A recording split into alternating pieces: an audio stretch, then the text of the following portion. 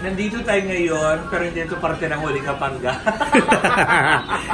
Para mo ito sa channel ni Jimbolicious. Yan, mag-subscribe mo kayo sa kanyang channel, Jimbolicious. Ate, ito katanungan ko. Nagka-boyfriend ka na ba? Oo. Pero hindi pa yun yung tanong. Sa dami ng or sa karelasyon mo ate ngayon sa boyfriend mo, nag-kiss na ba kayo? Yes or no? Yes. Ha?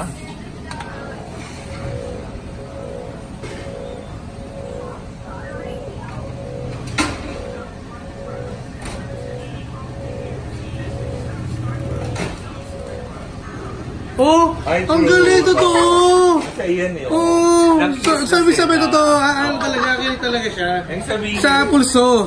dapat kalmado ka. Oh.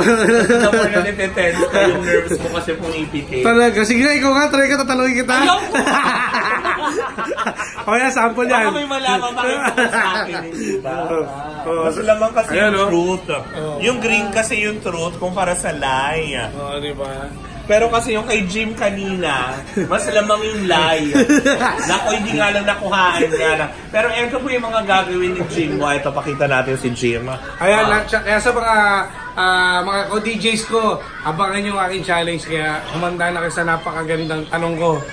Kaya mag-subscribe kayo ha, Jimbolicious. At i-comment nyo below ang aking mga itatanong po. Lalo na kay Gandang Kara, kay Papa Jackson, kay Sisa, kay Chico, Lindsay at Sheena. Yeah. Ayos.